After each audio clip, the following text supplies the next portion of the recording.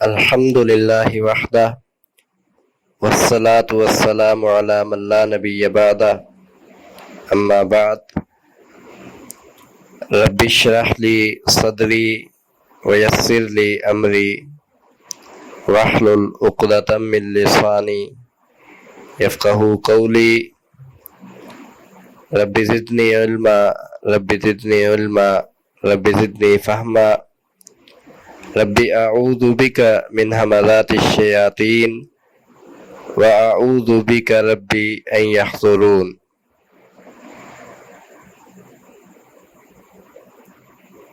آج کا ہمارا یہ لیکچر حفاظت حدیث سے متعلق چند اہم نکات پر ہوگا۔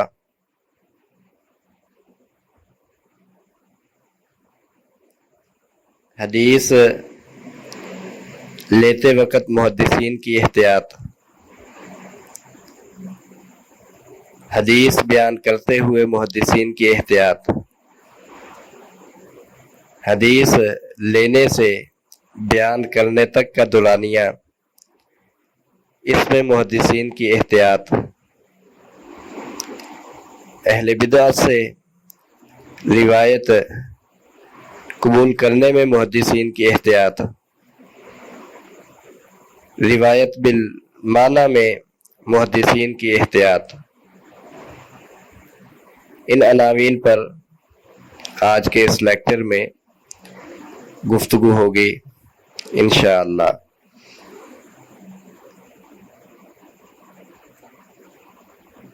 اصل میں جو شخص نبی کریم صلی اللہ علیہ وسلم کی احادیث سے واقف نہ ہو، رجال کے فن سے، اصول حدیث میں جس قدر محدثین نے دقت سے، باریک بینی سے کام لیا ہے، اس سے آگاہ نہ ہو، حدیث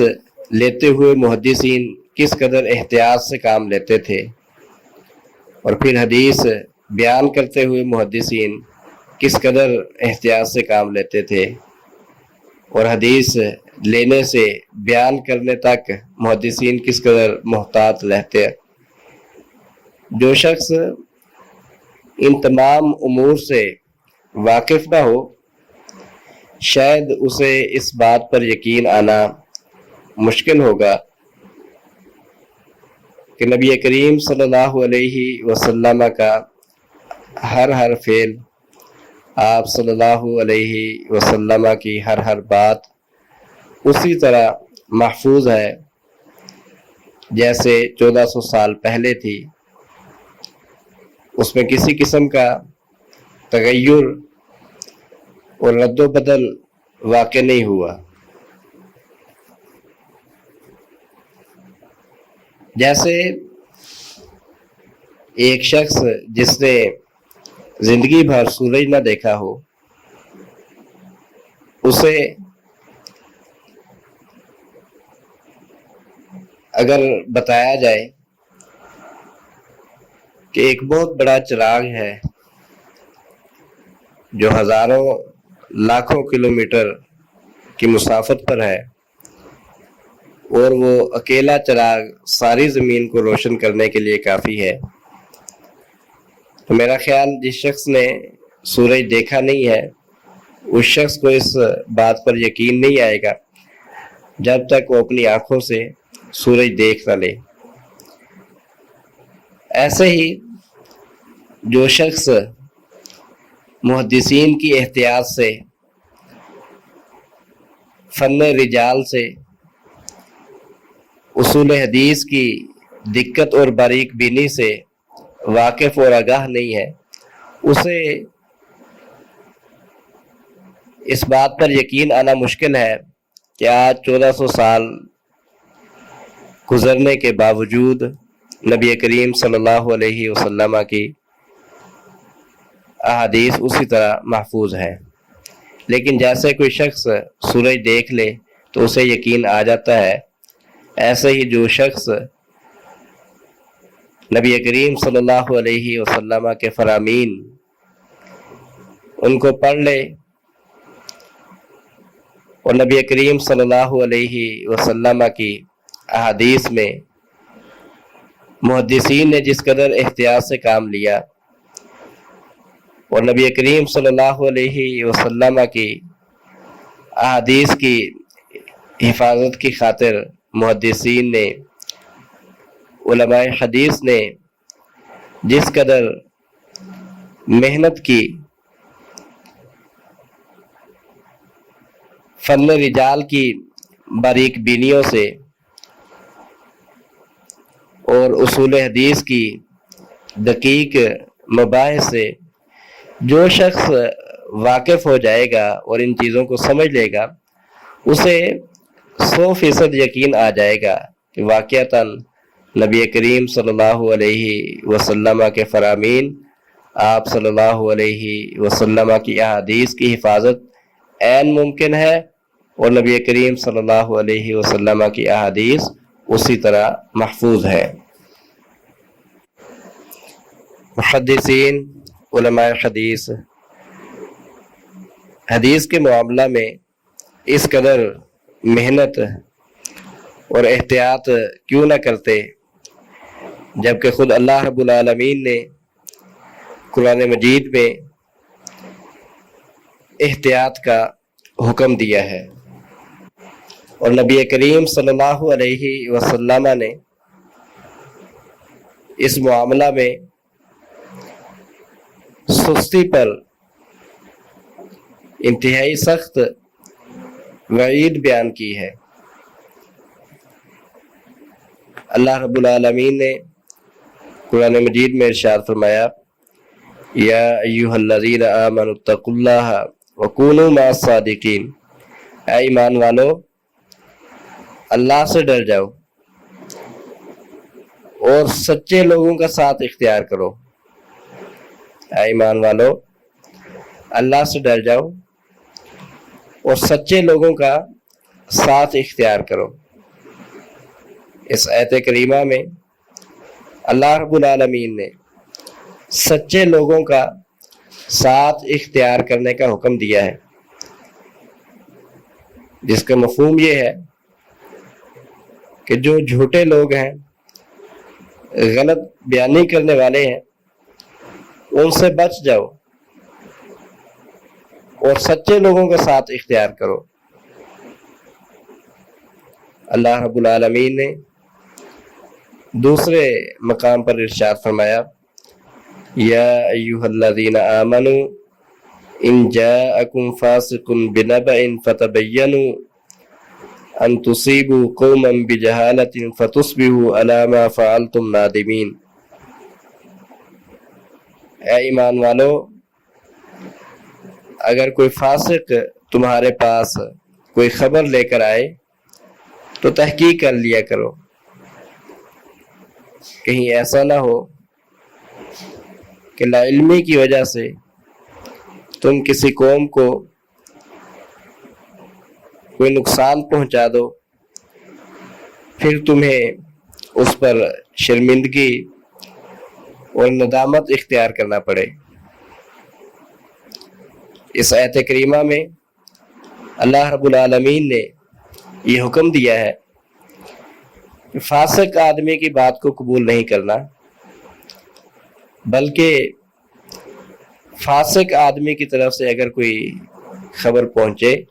تو اس کی تحقیق کرنی ہے۔ تو اس کا مفہوم یہ ہے کہ اگر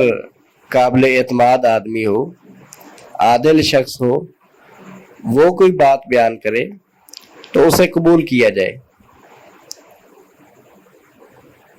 نبی کریم صلی اللہ علیہ وسلم نے ارشاد فرمایا،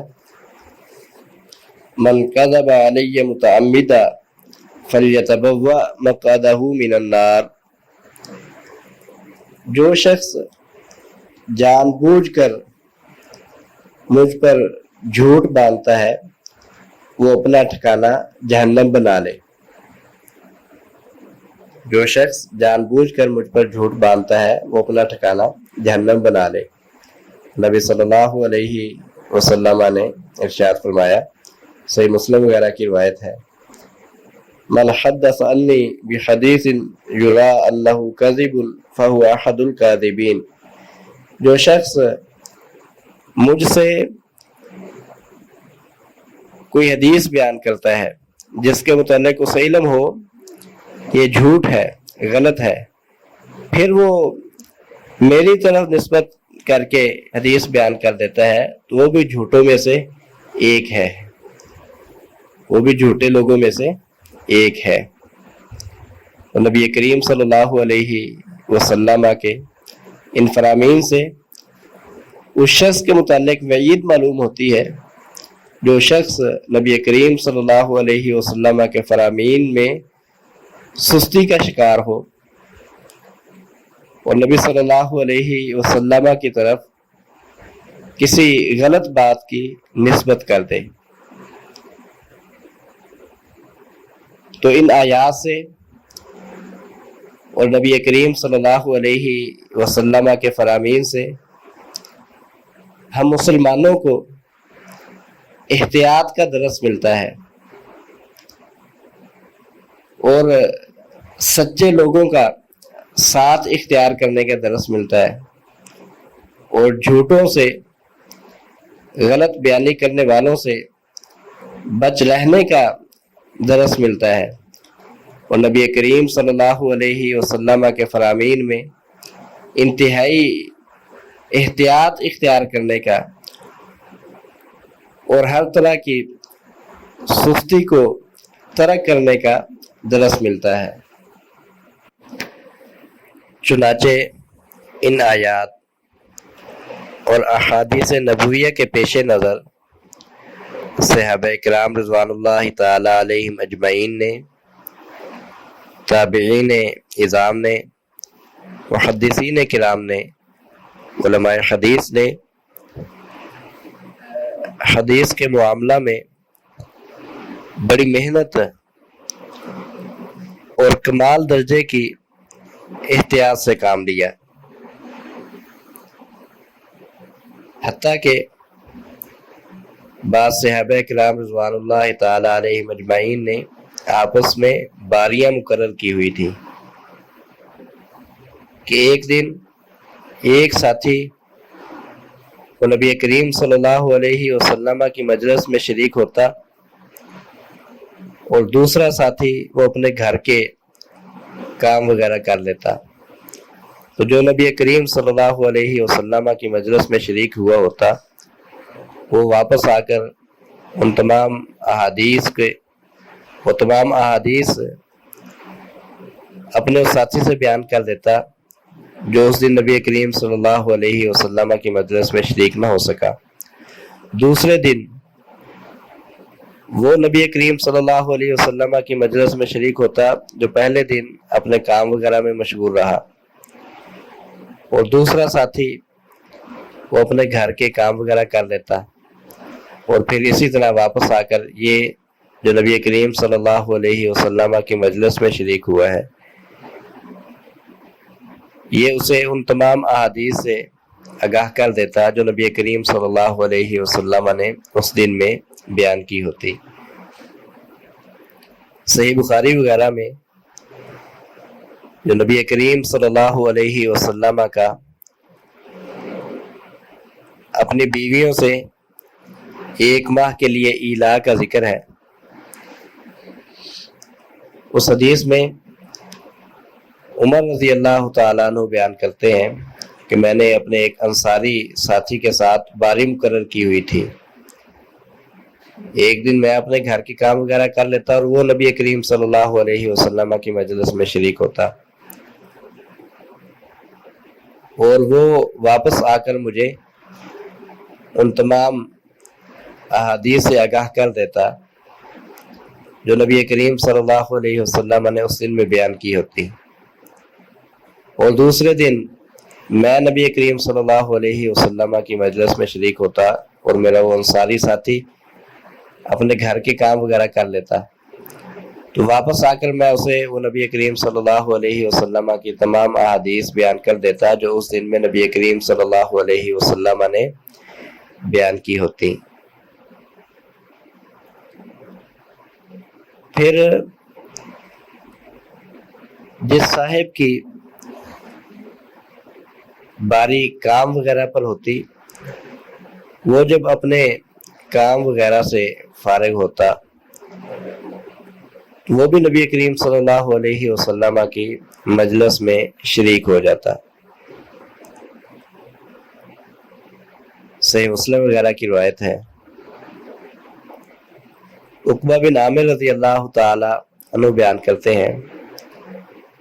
کہ میں اپنی باری پر اونٹ چرا کر واپس آیا تو نبی کریم صلی اللہ علیہ وسلم کی مجلس میں شریک ہوا، یعنی جس دن میری باری تھی اونٹ چرانے کی، تو میں اونٹ چرا کر جب واپس آیا تو آ کر نبی کریم صلی اللہ علیہ وسلم کی مجلس میں شریک ہوا۔ جب میں مجلس میں پہنچا تو اس وقت نبی صلی اللہ علیہ وسلم فرما رہے تھے کہ جو بھی مسلمان شخص اچھے طریقہ سے وضو کرتا ہے، پھر 2 رکعت نماز ادا کرتا ہے اور وہ اپنے دل سے اللہ کی طرف متوجہ رہتا ہے، اپنے خیالات کو ادھر ادھر نہیں جانے دیتا، واجبت لہ الجنہ، اس کے لیے جنت واجب ہو جاتی ہے۔ عقبہ بن عامر رضی اللہ تعالیٰ عنہ کہتے ہیں میں نے کہا ما اجودہ حاضی، نبی کریم صلی اللہ علیہ وسلم کی یہ بات کس قدر عمدہ ہے۔ عمر رضی اللہ تعالیٰ عنہ سامنے بیٹھے تھے، کہنے لگے آپ ابھی آئے ہیں، اس سے پہلے جو نبی کریم صلی اللہ علیہ وسلم نے حدیث بیان کی ہے وہ اس سے بھی عمدہ ہے کہ جو بھی مسلمان شخص اچھے طریقے سے وضو کرے اور پھر یہ دعا پڑھ لے اشہد ان لا الہ الا اللہ وحدہ لا شریک لہ واشہد ان محمدا عبدہ ورسولہ، جو بھی مسلمان شخص اچھے طریقے سے وضو کر کے یہ دعا پڑھ لے فتحت لہ ابواب الجنت الثمانیہ یدخل من ایہا شاء، اس کے لیے جنت کے 8 دروازے کھول دیے جاتے ہیں، وہ جس دروازے سے چاہے جنت میں داخل ہو جائے۔ بہرکیف اس حدیث سے یہ بات بالکل واضح ہے کہ عقبہ بن عامر رضی اللہ تعالیٰ عنہ وہ اپنی باری پر اونٹ چرا کر واپس آ کر وہ نبی کریم صلی اللہ علیہ وسلم کی مجلس میں شریک ہوئے۔ تو ایک تو صحابہ کرام رضوان اللہ تعالی علیہم اجمعین نے نبی کریم صلی اللہ علیہ وسلم کی احادیث سننے کے لیے باقاعدہ باریاں مقرر کی ہوئی تھی، ایک دن اپنے گھر کے کام وغیرہ کرتے اور دوسرے دن نبی کریم صلی اللہ علیہ وسلم کی مجلس میں شریک ہوتے، اور جس دن جو اپنے گھر کے کام وغیرہ کرنا ہوتا، دوسرا ساتھی جو نبی کریم صلی اللہ علیہ وسلم کی مجلس میں شریک ہوا ہوتا تھا وہ آ کر اپنے دوسرے ساتھی کو جو اپنے گھریلو کام کاج وغیرہ میں مصروف ہوتا ہے اسے وہ تمام احادیث بیان کر دیتا جو اس دن میں نبی کریم صلی اللہ علیہ وسلم نے احادیث بیان کی ہوتی۔ پھر خود جس کی کام وغیرہ کی باری ہوتی وہ جب اپنے کام سے فارغ ہوتا وہ بھی نبی کریم صلی اللہ علیہ وسلم کی مجلس میں شریک ہو جاتا۔ تو اس سے صحابہ کرام رضوان اللہ تعالی علیہم اجمعین کا احادیث نبویہ کے ساتھ لگن، اس کے لیے محنت اور احادیث نبویہ کے لیے جستجو وہ ظاہر ہوتی ہے۔ ابو ہریرہ رضی اللہ تعالیٰ عنہ بیان کرتے ہیں کہ میں نبی کریم صلی اللہ علیہ وسلم کے حجرہ اور نبی صلی اللہ علیہ وسلم کے منبر کے درمیان گرا پڑا ہوتا تھا، لوگ کہتے یہ مجنون ہے، اسے جنون ہے، حالانکہ مجھے جنون نہیں ہوتا تھا، میں مجنون نہیں تھا، صرف بھوک کی وجہ سے میری وہ حالت ہوتی تھی، لیکن اس کے باوجود وہاں سے اٹھ کر نہیں جاتے تھے کہ کہیں ایسا نہ ہو کہ میرے جانے کے بعد نبی کریم صلی اللہ علیہ وسلم احادیث بیان کریں اور مجھ سے وہ احادیث رہ جائے۔ صحیح بخاری وغیرہ کی روایت ہے، ابو ہریرہ رضی اللہ تعالیٰ عنہ بیان کرتے ہیں، میں نے نبی کریم صلی اللہ علیہ وسلم سے سوال کیا کہ اللہ کے نبی صلی اللہ علیہ وسلم، من اسعد الناس بشفاعتک، لوگوں میں سب سے زیادہ آپ کی شفاعت کی سعادت کا حقدار کون ہے، جسے آپ کی شفاعت نصیب ہوگی؟ تو نبی کریم صلی اللہ علیہ وسلم نے فرمایا کہ اے ابو ہریرہ، مجھے پہلے ہی یقین تھا کہ یہ سوال آپ سے پہلے کوئی نہیں کرے گا، مجھ سے یہ سوال اے ابو ہریرہ آپ سے پہلے کوئی نہیں کرے گا۔ نبی صلی اللہ علیہ وسلم نے ابو ہریرہ رضی اللہ تعالیٰ عنہ میں حدیث کے لیے جو حرص اور لگن دیکھی تھی اور حدیث کی جو جستجو دیکھی تھی، اس کی بنیاد پر نبی صلی اللہ علیہ وسلم نے فرمایا اے ابو ہریرہ، مجھے پہلے ہی یقین تھا کہ مجھ سے آپ سے پہلے یہ سوال کوئی نہیں کرے گا۔ پھر نبی صلی اللہ علیہ وسلم نے سوال کا جواب دیا کہ میری شفاعت کی سعادت حاصل کرنے کا سب سے زیادہ حقدار وہ شخص ہے جو شخص دل سے، خلوص دل سے لا الہ الا اللہ کہتا ہے۔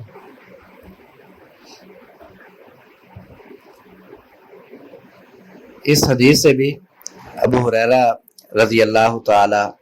عنہ کی جو حدیث کے ساتھ، حدیث کے متعلق ان کی حرص تھی اور حدیث کے ساتھ ان کا لگن تھا اور حدیث کے متعلق جس قدر ان میں جستجو تھی، وہ ظاہر ہوتی ہے۔ صحیح بخاری وغیرہ کی ہی روایت ہے، ابو ہریرہ رضی اللہ تعالیٰ عنہ نے ایک مرتبہ نبی کریم صلی اللہ علیہ وسلم سے ذکر کیا کہ میں آپ سے بہت سی احادیث سنتا ہوں لیکن بھول جاتا ہوں۔ تو نبی کریم صلی اللہ علیہ وسلم نے فرمایا ابسط رداءک، اے ابو ہریرہ اپنی چادر پھیلائیے۔ ابو ہریرہ رضی اللہ تعالیٰ عنہ نے اپنی چادر پھیلائی، نبی صلی اللہ علیہ وسلم نے ایسے ہی ایک چلو بھرا اور اس میں ڈال دیا اور فرمایا ضمہ،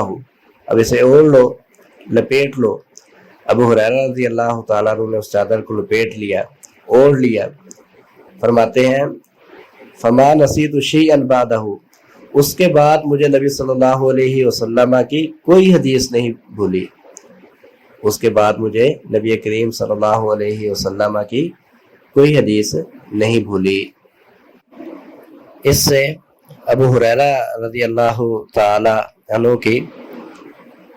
حفظ حدیث کا اہتمام ظاہر ہوتا ہے۔ پھر نبی کریم صلی اللہ علیہ وسلم کے بعد بھی صحابہ کرام رضوان اللہ تعالی علیہم اجمعین احادیث کے معاملہ میں بڑی احتیاط سے کام لیتے۔ صحیح بخاری وغیرہ کی روایت ہے، ابو موسیٰ اشعری رضی اللہ تعالیٰ عنہ ایک مرتبہ عمر رضی اللہ تعالیٰ عنہ کے پاس آئے، 3 مرتبہ اجازت طلب کی۔ عمر رضی اللہ تعالیٰ عنہ کسی کام میں مصروف تھے، جواب نہ دے سکے۔ ابو موسیٰ اشعری رضی اللہ تعالیٰ عنہ واپس چلے گئے۔ کچھ دیر کے بعد عمر رضی اللہ تعالیٰ عنہ جب اپنے کام سے فارغ ہوئے تو انہوں نے پوچھا کہ میں نے ابھی ابو موسیٰ اشعری کی آواز سنی تھی۔ انہیں بتایا گیا وہ تو واپس چلے گئے ہیں۔ انہوں نے کہا انہیں واپس بلاؤ۔ ابو موسیٰ اشعری رضی اللہ تعالیٰ عنہ کو واپس لایا گیا۔ ابو موسیٰ اشعری رضی اللہ تعالیٰ عنہ نے اس موقع پر نبی صلی اللہ علیہ وسلم کی حدیث بیان کی کہ نبی صلی اللہ علیہ وسلم نے یہی حکم دیا ہے کہ 3 مرتبہ اجازت طلب کرو، اگر مل جائے تو ٹھیک ہے، اور اگر اجازت نہ ملے تو واپس چلے جاؤ۔ تو عمر رضی اللہ تعالیٰ عنہ کہنے لگے تعطینی علی ذالک بالبینہ، اے ابو موسیٰ، ہر صورت اپنی اس دعوے پر، یہ جو آپ نبی صلی اللہ علیہ وسلم کی طرف اس حدیث کی نسبت کر رہے ہو، اس پر کوئی گواہ لے کر آؤ، کوئی دلیل لے کر آؤ۔ ابو موسیٰ اشعری رضی اللہ تعالیٰ عنہ وہ پریشانی کی حالت میں صحابہ کرام رضوان اللہ تعالیٰ علیہ مجمعین کی ایک مجلس میں گئے، وہاں جا کر اپنی اس پریشانی کا ذکر کیا، تو وہاں موجود صحابہ کرام رضوان اللہ تعالیٰ علیہ مجمعین کہنے لگے یہ تو حدیث اس قدر معروف اور مشہور ہے کہ ہم میں جو سب سے چھوٹا ہے وہ جا کر آپ کی اس پر گواہی دے گا۔ تو اس مجلس میں سب سے کم عمر ابو سعید خدری رضی اللہ تعالیٰ عنہ تھے، وہ آئے اور انہوں نے آ کر عمر رضی اللہ تعالیٰ عنہ کے سامنے گواہی دی۔ واقعتاً نبی کریم صلی اللہ علیہ وسلم نے ایسا ہی فرمایا ہے کہ 3 مرتبہ اجازت طلب کرو، اگر اجازت مل جائے تو ٹھیک ہے، وگرنہ واپس چلے جاؤ۔ صحیح مسلم کے مقدمہ میں امام مسلم رحمہ اللہ نے عبداللہ بن عباس رضی اللہ تعالیٰ عنہما کا ایک واقعہ ذکر کیا ہے۔ بشیر بن کعب العدوی وہ عبداللہ بن عباس رضی اللہ تعالیٰ عنہما کے پاس آئے اور آ کر نبی کریم صلی اللہ علیہ وسلم کی احادیث بیان کرنا شروع کی۔ قال رسول اللہ صلی اللہ علیہ وسلم، قال رسول اللہ صلی اللہ علیہ وسلم۔ لیکن عبداللہ بن عباس رضی اللہ تعالیٰ عنہ نے ان کی طرف بالکل توجہ نہ کی اور نہ ان کی طرف دیکھا۔ تو بشیر بن کعب کہنے لگے کیا ہو گیا ہے اے عبداللہ بن عباس کہ آپ مجھ سے احادیث نہیں سن رہے؟ میں نبی صلی اللہ علیہ وسلم کی احادیث بیان کر رہا ہوں اور آپ نبی صلی اللہ علیہ وسلم کی احادیث نہیں سن رہے۔ عبداللہ بن عباس رضی اللہ تعالیٰ عنہما کہنے لگے کہ پہلے پہل جب ہم کسی آدمی کو سنتے کو نبی کریم صلی اللہ علیہ وسلم کی کوئی حدیث بیان کرتا تو ہم پوری توجہ کے ساتھ اس کی بات سنتے، اس سے نبی کریم صلی اللہ علیہ وسلم کی احادیث سنتے۔ لیکن جب سے لوگوں نے ہر آسان اور مشکل سواری پر سوار ہونا شروع کر دیا ہے، مطلب ہر طرح کی بات بیان کرنا شروع کر دی ہے اور اس میں احتیاط کو ترک کر دیا ہے، اب ہم صرف اسی سے حدیث سنتے ہیں، نبی کریم صلی اللہ علیہ وسلم کی حدیث صرف اسی شخص سے لیتے ہیں جسے ہم پہچانتے ہیں، یعنی جس کے متعلق ہم جانتے ہیں کہ یہ پوری احتیاط کے ساتھ اور پورے اہتمام کے ساتھ صحیح نبی کریم صلی اللہ علیہ وسلم کے فرامین اور آپ صلی اللہ علیہ وسلم کی احادیث بیان کرتا ہے، اب ہم صرف اسی سے نبی کریم صلی اللہ علیہ وسلم کی احادیث سنتے ہیں، اسی سے نبی کریم صلی اللہ علیہ وسلم کی احادیث لیتے ہیں۔ اس سے نبی کریم صلی اللہ علیہ وسلم کے بعد صحابہ کرام رضوان اللہ تعالیٰ علیہ مجمعین کی احادیث نبویہ کے متعلق کس قدر وہ احتیاط سے کام لیتے اور کس قدر اس کا اہتمام کرتے، وہ بالکل واضح اور ظاہر ہے۔ صحابہ کرام رضوان اللہ تعالیٰ علیہ اجمعین کے بعد تابعین اعظام کے دور میں اور محدثین کرام کے دور میں اسی طرح حدیث کے معاملہ میں پوری احتیاط کے ساتھ کام لیا جاتا رہا۔ امام مسلم رحمہ اللہ نے صحیح مسلم کے مقدمہ میں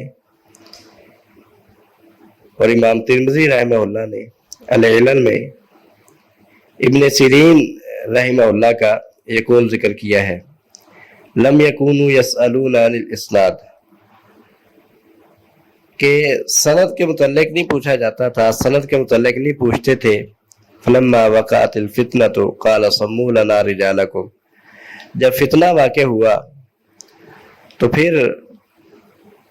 یہ کہنے لگے کہ اپنی حدیث کے سند بیان کرو، اپنی حدیث کی سند بیان کرو اس کے راوی بیان کرو۔ ابن سیرین رحمہ اللہ کہہ رہے ہیں کہ جب فتنہ واقع ہوا، فتنہ واقع ہونے سے مراد عثمان رضی اللہ تعالیٰ عنہ کی شہادت ہے، کہ جب عثمان رضی اللہ تعالیٰ عنہ کی شہادت ہو گئی اور گمراہ فرق نے اپنے پر نکالنا شروع کیے اور وہ ایسا ایسا پھیلنے لگے، تو پھر حدیث کے معاملہ میں مزید احتیاط شروع ہو گئی اور سند کا تقاضا شروع ہو گیا کہ جب کوئی حدیث بیان کرتا اسے کہا جاتا سمو لنا رجالکم، اپنی اس حدیث کے راوی بیان کرو، اس کی سند بیان کرو۔ ابو العالیہ رحمہ اللہ کہتے ہیں، یہ خطیب بغدادی نے اسے الکفایہ فی معرفت اصول علم روایہ میں ذکر کیا ہے۔ ابو العالیہ رحمہ اللہ کا یہ اثر خطیب بغدادی نے الکفایہ فی معرفت اصول علم روایہ میں ذکر کیا ہے۔ وہ کہتے ہیں قلنا نسمع الروایۃ عن اصحاب رسول اللہ ونحن بالبصرہ، ہم نبی صلی اللہ علیہ وسلم کے صحابہ کے حوالہ سے احادیث سنا کرتے جبکہ ہم بصرہ میں ہوتے۔ بصرہ میں ہمیں کوئی شخص حدیث بیان کرتا کہ نبی صلی اللہ علیہ وسلم کے فلاں صحابی نے نبی صلی اللہ علیہ وسلم سے یہ حدیث بیان کی، فما نرضى حتى نركب الى المدینہ فنسمعها من افواہہم، تو ہم صرف اسی پر اکتفا نہ کرتے کہ کسی آدمی نے ہمیں حدیث بیان کر دی، بلکہ ہم سوار ہوتے، سفر کرتے، مدینہ آتے، حتیٰ کہ خود اس صحابی سے نبی کریم صلی اللہ علیہ وسلم کی حدیث سن لیتے۔ بصرہ میں ہمیں کوئی آدمی حدیث بیان کرتا اور وہ دعویٰ کرتا کہ فلاں صحابی نے نبی کریم صلی اللہ علیہ وسلم سے یہ حدیث بیان کی ہے، تو ہم اسی پر اکتفا نہ کرتے، صرف اسی کو کافی نہ سمجھتے، بلکہ سفر کرتے، مدینہ آتے اور مدینہ آ کر باقاعدہ اس صحابی سے ملاقات کر کے خود اس صحابی سے نبی کریم صلی اللہ علیہ وسلم کی وہ احادیث سن لیتے۔ اس سے محدثین کی، علماء حدیث کی، تابعین اعظام کی حفاظت حدیث میں جس قدر انہوں نے محنت کی اور جس قدر اہتمام کیا اور جس قدر احتیاط سے کام لیا، وہ بالکل واضح ہے۔ محدثین کے حدیث میں اہتمام اور احتیاط پر یہ بات بھی دلیل ہے کہ وہ عدم و انتقاء شیوخ کو عیب سمجھتے تھے کہ کوئی شخص ہر ایک سے حدیث سنے اور اس سے بیان کر دے، وہ اچھے اچھے شیوخ کا انتخاب نہ کرے، ماہر محدثین کا انتخاب نہ کرے جو اس فن کے ماہر ہوں اور معروف لوگ ہوں، ان کا انتخاب نہ کرے، بلکہ ہر ایک سے حدیث سنے اور اسے بیان کر دے۔ وہ اسے ایک عیب سمجھتے تھے، ان کے ہاں یہ عیب سمجھا جاتا تھا۔ محدثین کی روایت لینے میں احتیاط کی ایک صورت یہ بھی تھی کہ وہ اہل بدعہ سے روایت لینے میں انتہائی محتاط تھے۔ ابن سیرین رحمہ اللہ کا قول گزر چکا ہے، جسے امام مسلم رحمہ اللہ نے صحیح مسلم کے مقدمہ میں اور امام ترمذی رحمہ اللہ نے العلل میں ذکر کیا ہے کہ پہلے سند کے متعلق سوال نہیں ہوتا تھا۔ جب فتنہ واقع ہوا، عثمان رضی اللہ تعالیٰ عنہ کو شہید کر دیا گیا اور گمراہ فرق وہ اپنے پل نکالنے لگے، تو پھر اگر کوئی حدیث بیان کرتا تو اس سے اس کی سند کے متعلق پوچھا جاتا، سمو لنا رجالکم، کہ کس سے آپ نے یہ حدیث سنی ہے، सनद बयान करो। फयुनज़रु इला अहल सुन्नति, अहल सुन्ना में से अगर कोई शख्स होता वो हदीस बयान करने वाला तो उसकी हदीस को कबूल कर लिया जाता, और अगर अहले बिदअत में से कोई शख्स होता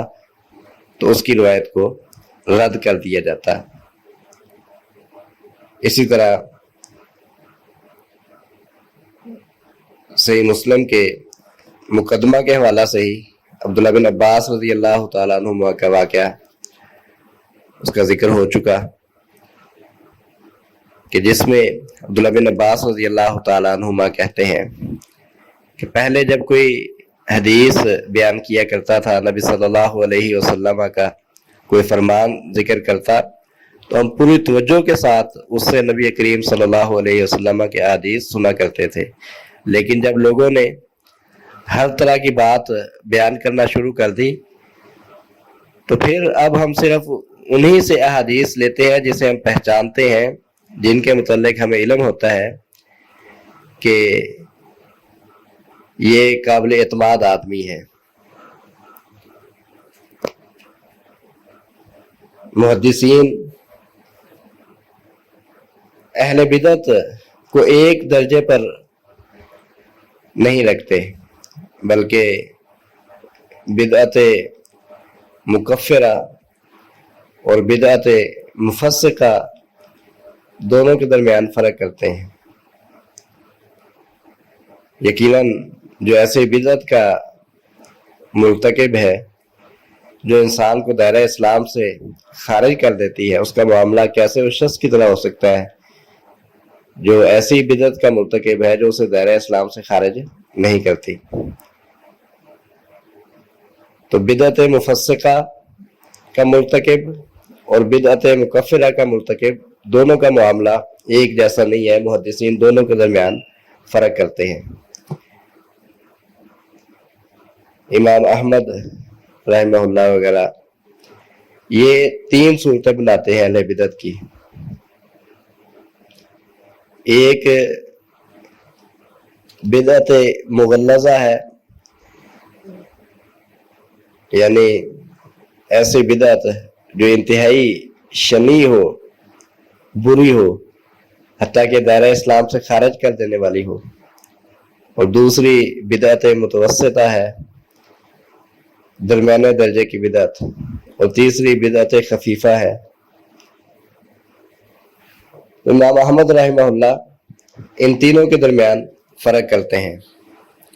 जो बिदअत मुगल्लज़ा का मुर्तकिब होता है उसकी रिवायत को रद्द करते हैं। इसी तरह बाज़ अहले इल्म बिदअती दाई और गैर दाई के दरमियान फ़र्क करते हैं कि जो बिदअती हो और अपनी बिदअत की तरफ दावत देने वाला हो उसकी रिवायत को रद्द करते हैं, क्योंकि जो बिदअती हो और अपने बिदअत की तरफ दावत देने वाला हो उसके मुतालिक ज़्यादा ख़तरा है कि वो अपनी बिदअत की हिमायत में अपनी बिदअत को साबित करने के लिए रिवायात में कोई खराबी पैदा करे। तो बिदअती दाई की रिवायत को बाज़ अहले इल्म रद्द करते हैं और गैर दाई की रिवायत को कबूल करते हैं।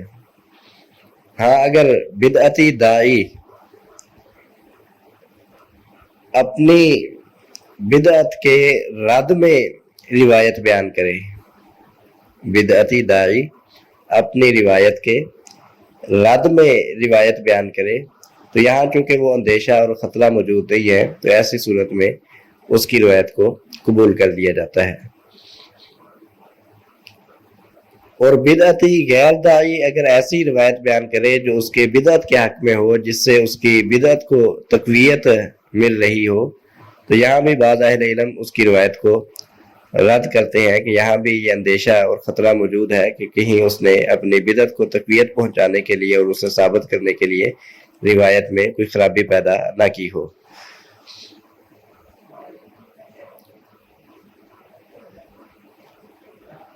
अहले बिदअत के मुतालिक محدثین کا جو طرز عمل ہے اس کا خلاصہ یہ بنتا ہے کہ اہل بدعت میں سے جو قابل اعتماد ہو، جس کے متعلق یہ اندیشہ نہ ہو کہ اس نے اپنی بدعت وغیرہ کی وجہ سے روایات میں کچھ کمی بیشی کی ہو، یعنی اگر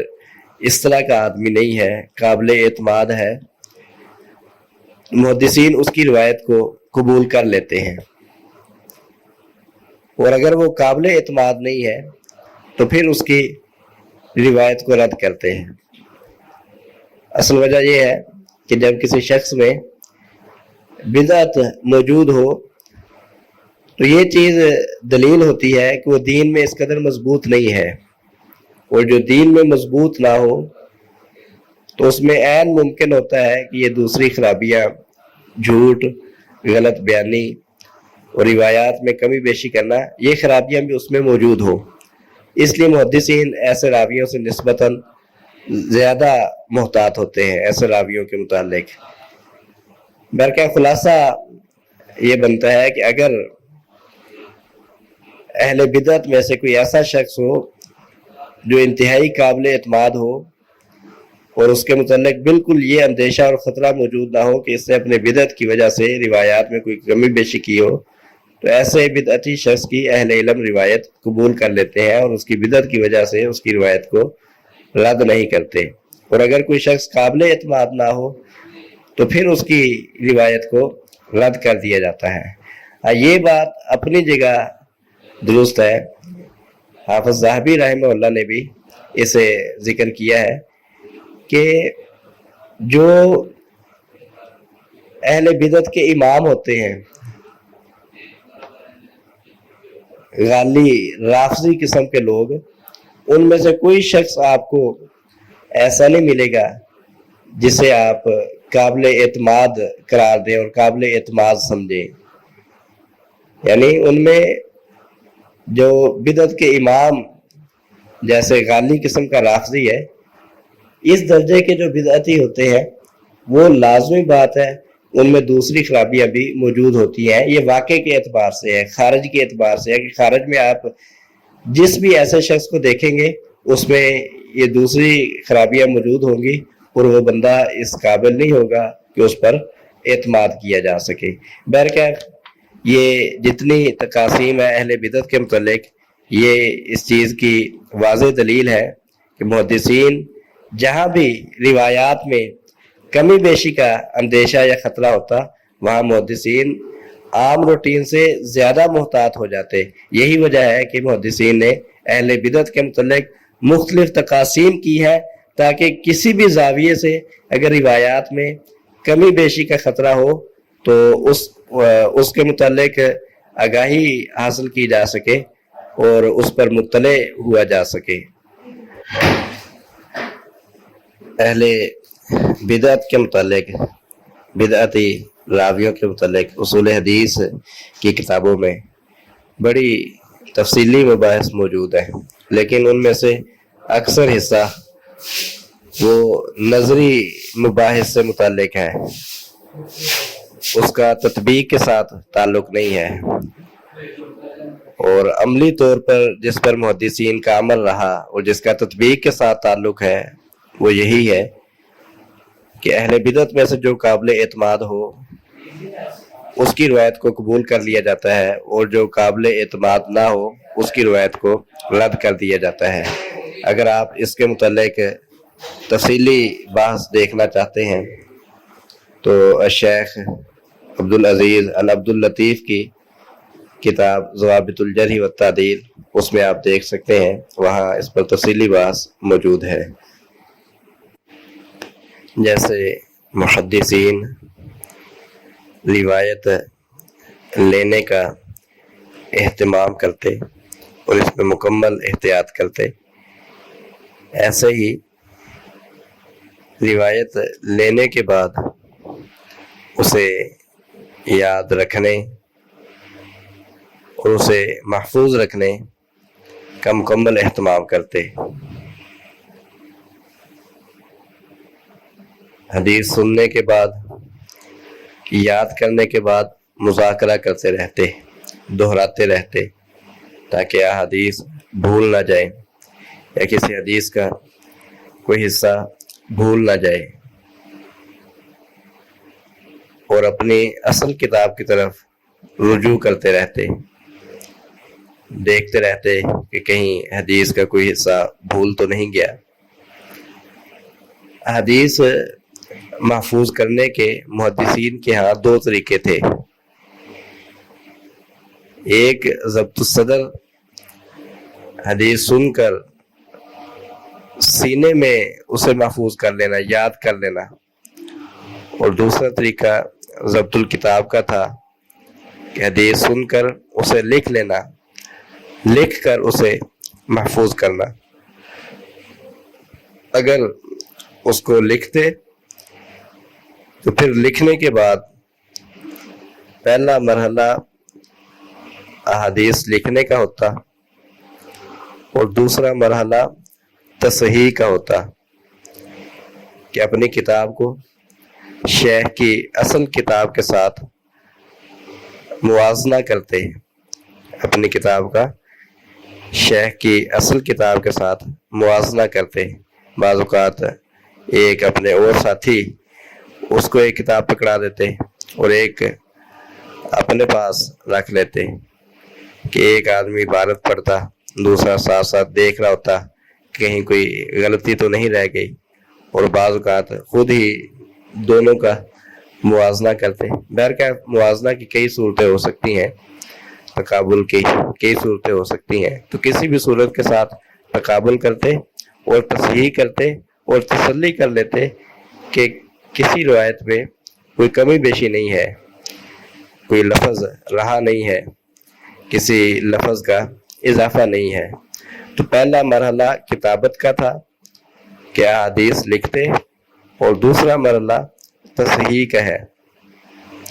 اور پھر تیسرا مرحلہ شروع ہوتا ہے کہ جب تک شیخ اس کتاب سے احادیث بیان کریں، جب تک محدث اس کتاب سے احادیث بیان کرے گا، اس کتاب کی حفاظت کرے گا، اسے غیر محفوظ ہاتھوں میں نہیں جانے دے گا، اس سے ایسی غفلت اختیار نہیں کرے گا کہ وہ دوسرے کے ہاتھوں لگے اور وہ اس میں کوئی کمی بیشی کر دے۔ تو کتابت اور تصحیح کے بعد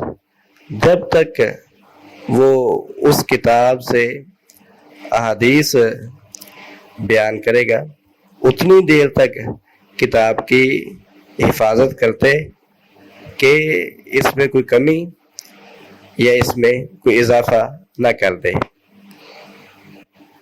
اس سے محدثین کا احادیث کی حفاظت کے لیے احادیث سننے کے بعد احادیث کی حفاظت کا اہتمام ظاہر ہوتا ہے، کہ احادیث سننے کے بعد، یاد کر لینے کے بعد، یاد رکھنے کے لیے اس کا مذاکرہ کرتے، اپنے اصول کی طرف مراجعہ کرتے رہتے، اور اگر احادیث لکھ کر محفوظ کی ہیں اور کتاب سے احادیث بیان کرتے ہیں، تو پھر اس کتاب کو لکھنے کے بعد اس کی تصحیح کرتے، اور جب تک اس کتاب سے احادیث بیان کرتے اس وقت تک اسے اپنی مکمل حفاظت پہ رکھتے کہ کہیں کوئی اس میں کمی یا اضافہ نہ کر دے۔ پھر محدثین حدیث بیان کرتے ہوئے بھی کمال درجے کی احتیاط سے کام لیتے، جو الفاظ یاد ہوتے صرف وہ بیان کرتے، اور جس لفظ میں شک ہوتا اس کی وضاحت کر دیتے۔ اگر پوری حدیث صحیح یاد ہے اور پورا یقین ہے تو پھر اسے مکمل بیان کر دیتے، اور اگر حدیث کے کسی لفظ میں شک ہے تو پھر اس شک کی وضاحت کر دیتے کہ اس لفظ میں مجھے شک ہے۔ صحیح مسلم کی ایک معروف روایت ہے، عائشہ رضی اللہ عنہا بیان کرتی ہیں نبی کریم صلی اللہ علیہ وسلم نے ارشاد فرمایا اشرم من الفطرہ، 10 چیزیں فطرت میں سے ہیں۔ نبی صلی اللہ علیہ وسلم نے فرمایا 10 چیزیں فطرت میں سے ہیں۔ معروف حدیث ہے، اس میں مونچھوں کو کاٹنا، داڑھی کو بڑھانا، مسواک کا ذکر ہے اور ناخن کاٹنے کا ذکر ہے، زیر ناف بال مونڈنے کا ذکر ہے اور بغلوں کے بال اکھیڑنے کا ذکر ہے۔ تو نبی صلی اللہ علیہ وسلم نے 10 چیزیں اس میں بیان کی کہ یہ 10 چیزیں فطرت میں سے ہیں، یہ 10 چیزیں فطری ہیں۔ اس حدیث کے راوی مصعب کہتے ہیں وَنَسِيتُ الْعَاشِرَةَ، 9 چیزیں انہوں نے شمار کی، صحیح مسلم کے الفاظ ہیں۔ 9 چیزیں شمار کرنے کے بعد کہتے ہیں وَنَسِيتُ الْعَاشِرَةَ، مجھے 10ویں چیز بھول گئی ہے، یعنی جتنی حدیث یاد تھی، جتنے الفاظ یقین کے ساتھ انہیں یاد تھے وہ الفاظ بیان کیے، اور 10ویں چیز میں چونکہ انہیں شک تھا، کہنے لگے وَنَسِيتُ الْعَاشِرَةَ، 10ویں چیز میں بھول گیا ہوں، إِلَّا أَن تَكُونَ الْمَزْمَزَةَ، ممکن ہے کہ وہ مزمزہ ہو، یعنی کلی کرنا، یعنی ان کے ذہن میں شک تھا کہ شاید 10ویں چیز کلی کرنا ہے۔ تو یہ محدثین کی، علماء حدیث کی احتیاط ہے کہ حدیث کا جس قدر حصہ یاد ہوتا، جس پر مکمل یقین ہوتا، وہ جزم کے ساتھ، یقین کے ساتھ بیان کرتے۔ اگر کسی ایک لفظ کے متعلق بھی شک ہوتا، جیسے انہیں 10ویں چیز کے متعلق 9 چیزیں یاد تھی، صرف 10ویں چیز کے متعلق شک تھا، تو انہوں نے اس شک کو بیان کر دیا کہ مجھے 10ویں چیز وہ بھول گئی ہے، ممکن ہے کہ وہ مزمزہ یعنی کلی کرنا ہو۔ اور محدثین صرف اتنے الفاظ بیان کرتے جتنے الفاظ انہیں یاد ہوتے۔ صحیح بخاری، صحیح مسلم وغیرہ کی روایت ہے، ابو جہیم بن حارث رضی اللہ تعالیٰ عنہ بیان کرتے ہیں کہ نبی کریم صلی اللہ علیہ وسلم نے ارشاد فرمایا لو یعلم المار بین یدی المصلی ماذا علیہ من الاثم لکان ان یقف 40 خیرا له من ان یمر بین یدیہ، کہ نمازی کے آگے سے گزرنے والا شخص اگر جان لے کہ اسے اس کے اس عمل پر کتنا گناہ ہوگا، نمازی کے آگے سے گزرنے پر اسے کتنا گناہ ہوگا، اگر وہ جان لے تو وہ 40 تک ٹھہرا رہے، یہ اس کے لیے بہتر ہوگا اس بات سے کہ وہ نمازی کے آگے سے گزر جائے۔ اس حدیث کے راوی ابو النضر کہتے ہیں لا ادری قال 40 یوما او شہرا او سنتا، میں نہیں جانتا کہ 40 دن کہا یا 40 مہینے کہا یا 40 سال کہا، صرف 40 کا لفظ یاد تھا، وہ بیان کر دیا اور آگے وضاحت کر دی کہ مجھے نہیں علم کہ وہ 40 دن تک ٹھہرا رہے یا 40 مہینوں تک ٹھہرا رہے یا 40 سال تک ٹھہرا رہے۔ تو جتنے الفاظ یاد تھے صرف اتنے الفاظ بیان کیے، اور جو یاد نہیں ہے اس کے متعلق صاف وضاحت کر دی کہ مجھے علم نہیں ہے کہ وہ 40 دن تک ٹھہرنے کا ذکر کیا تھا یا 40 مہینوں تک ٹھہرنے کا ذکر کیا تھا یا 40 سال تک ٹھہرنے کا ذکر کیا تھا۔ اسی طرح محدثین کرام نے اگر کوئی ایک حدیث متعدد شیوخ سے سنی ہے، ایک حدیث متعدد شیوخ سے سنی ہے اور ان شیوخ کے بیان کردہ الفاظ میں کچھ اختلاف ہے، تو محدثین سب کے الفاظ علیحدہ علیحدہ یاد کرتے تھے، یاد رکھتے تھے اور باقاعدہ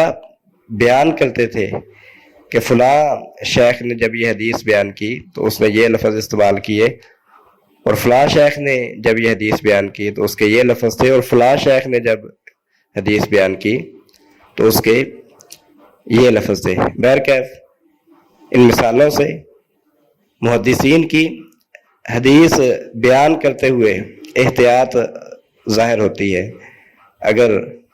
آپ اس کی مزید مثالیں دیکھنا چاہتے ہیں، ویسے تو حدیث کی کوئی بھی کتاب اٹھائیں، اس کا مطالعہ شروع کریں، آپ کو بیسیوں بلکہ سینکڑوں مثالیں اس کی ملیں گی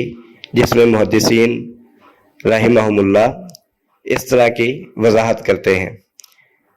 اور ان سب کتابوں میں نمایاں ترین کتاب وہ صحیح مسلم ہے۔ امام مسلم رحمہ اللہ اس چیز کا بہت زیادہ اہتمام کرتے ہیں۔ اگر آپ دیکھنا چاہتے ہیں کہ محدثین روایت بیان کرنے میں کس قدر احتیاط سے کام لیتے، تو صحیح مسلم کا خاص طور پر مطالعہ کریں، آپ کو بے شمار مسالیں اس کی مل جائیں گی۔ اور اگر صحیح مسلم کے ساتھ امام نووی رحمہ اللہ کی شرح کا بھی مطالعہ کر لیا جائے تو امام نووی رحمہ اللہ ان مسالوں کو مزید وضاحت کے ساتھ بیان کرتے ہیں۔ بہرکیف جو اس کی مثالیں دیکھنا چاہتا ہے وہ کوئی بھی حدیث کی کتاب دیکھے، اسے بیسیوں سینکڑوں مثالیں مل جائیں گی، اور بالخصوص صحیح مسلم کا مطالعہ کرنا چاہیے۔ امام مسلم رحمہ اللہ وہ اس وصف میں یعنی الفاظ کا اختلاف وغیرہ بیان کرنے میں وہ باقی تمام محدثین میں نمایاں ہے، تو اس حوالے سے صحیح مسلم کا مطالعہ وہ نسبتاً زیادہ مفید ہے، اور اس کے ساتھ امام نووی رحمہ اللہ کی شرح کا مطالعہ کر لیا جائے تو یہ مزید بہتر ہوگا۔ محدثین روایت بیان کرتے ہوئے جو احتیاط کرتے، ان کی احتیاط مزید بڑھ جاتی جب وہ بالمعنی روایت بیان کرتے۔ یہاں ذرا یہ بات بھی سمجھیے کہ کیا روایت بالمعنی جائز ہے؟ روایت بالمعنی یعنی ایک حدیث کو سننا اور پھر اسے اپنے لفظوں میں بیان کرنا،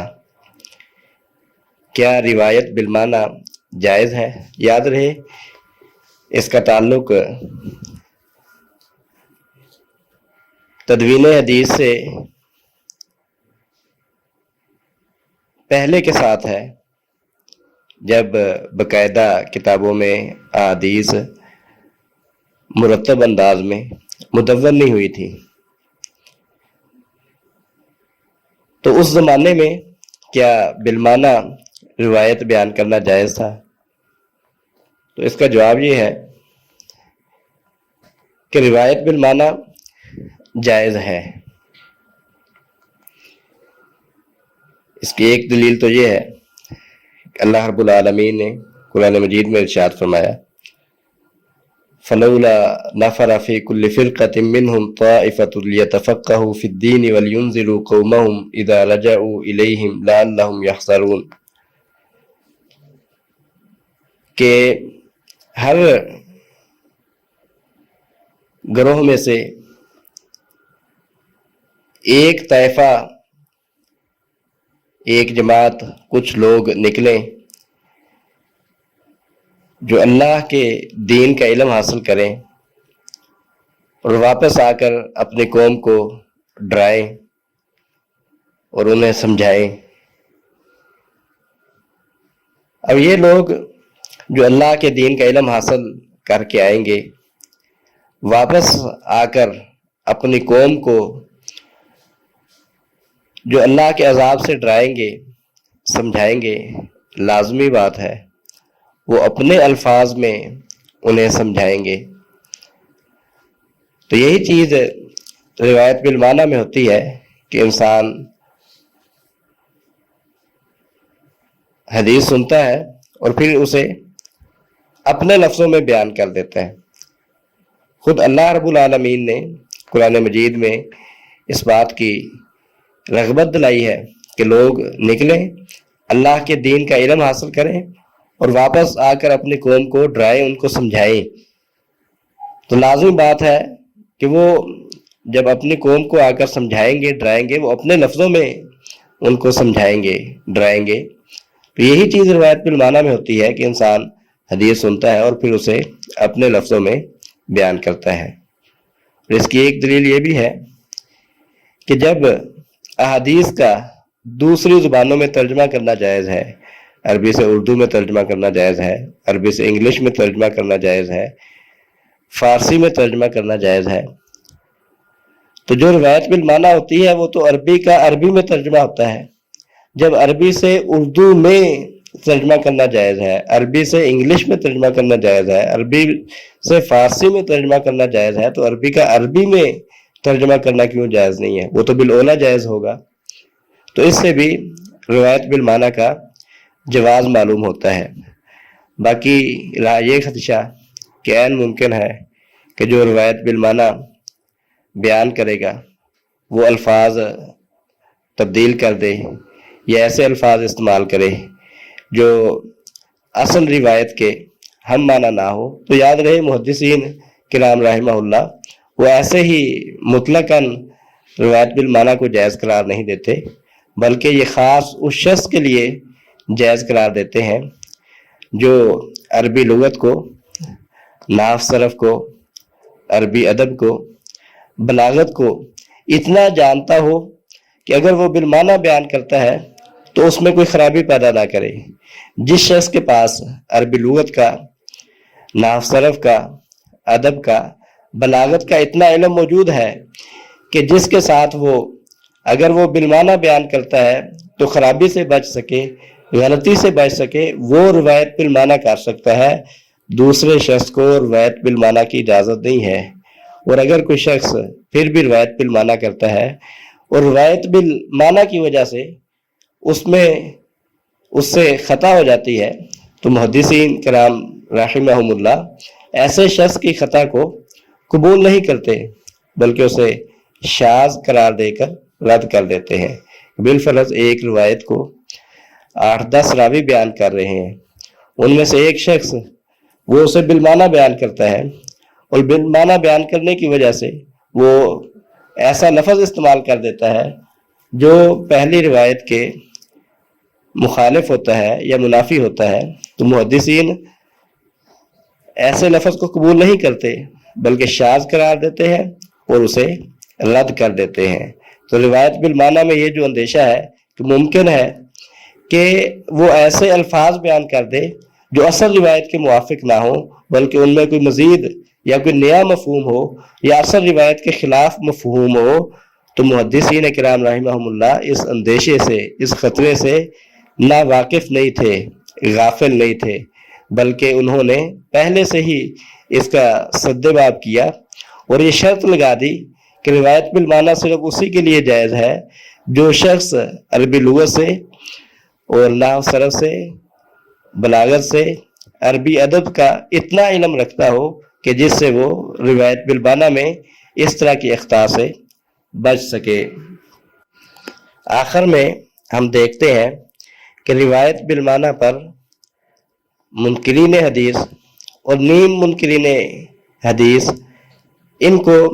کیا اعتراضات ہیں، ان کے کیا اشکالات ہیں. منکرین احادیث اور جو نیم منکرین احادیث ہیں ان کے روایت بالمعنی پر کیا اشکالات ہیں. منکرین احادیث یا نیم منکرین احادیث کی طرف سے جو روایت بالمعنی پر اعتراضات کیے جاتے ہیں وہ بنیادی طور پر دو ہیں، یا ان کی بنیاد دو چیزوں پر ہے. ایک یہ کہ احادیث لکھی ہوئی نہیں تھی، 200 سال کے بعد احادیث لکھی گئی، یہ پہلا اعتراض ہے. اور دوسرا اعتراض یہ ہے کہ 200 سال جو چیز زبانی بیان کی جا رہی ہے اور اپنے لفظوں میں بیان کی جا رہی ہے، اور 200 سال کے بعد اسے احاطہ تحریر میں لایا جاتا ہے، لکھا جاتا ہے، کیسے ممکن ہے کہ وہ اپنی اسی حالت میں ہو، اپنی اصل صورت میں ہو؟ یہ کیسے ممکن ہے؟ تو یہ دو بنیادی اعتراضات ہیں ان کی طرف سے۔ پہلا اعتراض کہ احادیث باقاعدہ لکھی ہوئی نہیں تھی، 200 سال تک احادیث زبانی ایک دوسرے کو بیان کی جاتی، اور پھر یہ روایات بالمعنی ایک دوسرے کو بیان کی جاتی۔ یہ دوسرا اعتراض ہے کہ وہ جو زبانی بیان کی جاتی تھی وہ بھی بالمعنی بیان کی جاتی تھی، تو جو چیز 200 سال تک زبانی بیان کی جاتی رہی اور بالمعنی بیان کی جاتی رہی، وہ کیسے ممکن ہے تغیر اور تبدیلی سے محفوظ ہو؟ ان اعتراضات کا جواب یہ ہے کہ ان کا پہلا مقدمہ کہ احادیث لکھی ہوئی نہیں تھی، یہ مقدمہ غلط ہے کہ احادیث لکھی ہوئی نہیں تھی، بلکہ نبی کریم صلی اللہ علیہ وسلم کے زمانہ سے ہی احادیث کو لکھا جاتا رہا۔ صحابہ کرام رضوان اللہ تعالی علیہم اجمعین میں بھی احادیث لکھنے کا اہتمام موجود تھا، پھر تابعین میں، اور بعد میں محدثین کے زمانہ تک ہر دور میں احادیث لکھی جاتی رہی۔ کوئی دور ایسا نہیں رہا جس میں باقاعدہ احادیث کو لکھا نہ جاتا ہو۔ ابو ہریرہ رضی اللہ تعالیٰ عنہ بیان کرتے ہیں کہ مجھ سے کوئی شخص ایسا نہیں جس کے پاس احادیث زیادہ ہوں سوائے عبداللہ بن عمر بن عاص رضی اللہ تعالیٰ عنہ کے، کہ وہ احادیث لکھا کرتے تھے، میں لکھتا نہیں تھا۔ عبداللہ بن عمر بن عاص رضی اللہ تعالیٰ عنہ احادیث لکھا کرتے تھے اور میں احادیث لکھتا نہیں تھا۔ تو اس سے معلوم ہوا کہ صحابہ کرام رضوان اللہ تعالیٰ علیہم اجمعین کے دور میں بھی احادیث لکھنے کا اہتمام موجود تھا۔ پھر تابعین میں حمام بن منبہ رحمہ اللہ، جو ابو ہریرہ رضی اللہ تعالیٰ عنہ کے شاگرد ہیں، ان کا صحیفہ معروف ہے اور اب تو چھپ چکا ہے۔ تو ہر دور میں ہی احادیث لکھی جاتی رہی، تو یہ اعتراض کرنا کہ احادیث لکھی ہوئی نہیں تھی، یہ اعتراض ہی غلط ہے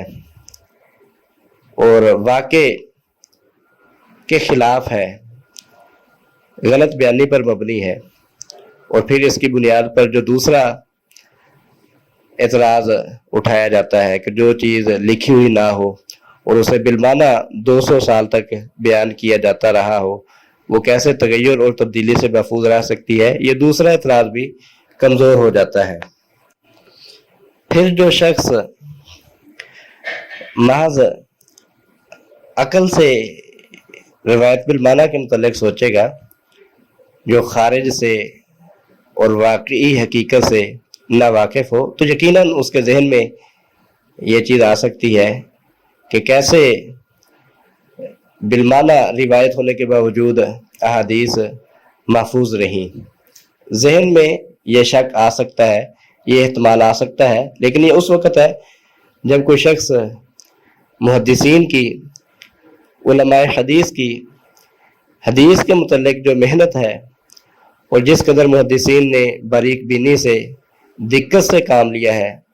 وہ اس سے نا واقف ہو، اصول حدیث میں جس قدر دقت سے کام لیا گیا اور فن رجال میں جس قدر باریک بینی سے اور دقت سے کام لیا گیا، اگر کوئی شخص اس سے نا واقف ہو تو اس کے ذہن میں یقیناً یہ چیز آ سکتی ہے کہ کیسے بالمعنی روایت ہونے کے باوجود احادیث محفوظ رہیں۔ لیکن جو شخص محدثین کی احتیاط سے اور محدثین کی کا حدیث میں اہتمام سے اور اصول حدیث کی دقیق مباحث سے واقف ہو، وہ 100% اسے یقین ہو جائے گا کہ بالمعنی روایت ہونے کے باوجود احادیث نبویہ محفوظ ہے۔ جیسا کہ درس کے آغاز میں یہ سورج کی مثال دی تھی کہ جس شخص نے سورج نہ دیکھا ہو، آپ اسے جتنے دلائل دیتے رہیں کہ ایک چراغ ہے جو ہزاروں لاکھوں کلومیٹر دور ہے اور اتنی دوری کے باوجود وہ ساری زمین کو روشن کرنے کے لیے کافی ہے، شاید اس کی سمجھ میں یہ بات نہ آئے جب تک وہ سورج کو اپنی آنکھوں سے دیکھ نہ لے۔ ایسے ہی معاملہ احادیث کا ہے کہ جب تک بندہ احادیث کا مطالعہ نہیں کرتا اور اس فن میں محدثین نے جس قدر محنتیں کی ہیں وہ اس سے واقف نہ ہو، اور محدثین نے جس قدر احتیاط کی ہے وہ اس سے آگاہ نہ ہو، اور اصول حدیث کی دقیق مباحث سے واقف نہ ہو، اس وقت تک اسے یقین آنا مشکل ہے۔ لیکن جو شخص ان چیزوں کی آگاہی حاصل کر لے گا اور ان چیزوں سے واقف ہو جائے گا، اسے 100% یقین ہو جائے گا کہ نبی کریم صلی اللہ علیہ وسلم کی احادیث بعینی ہی اسی طرح محفوظ ہے، ان میں کسی قسم کا تغیر اور تبدیلی واقع نہیں ہوئی۔ بات کافی طویل ہو رہی ہے اور وقت اوپر ہو رہا ہے، ہم اپنی بات کا یہیں پر اختتام کرتے ہیں۔ اللہ رب العالمین سے دعا ہے کہ اللہ رب العالمین حق بات سن سمجھ کر اسے اپنانے کی توفیق عطا فرمائے۔ سبحان ربک رب العزت عما یصفون وسلام علی المرسلین والحمد للہ رب العالمین۔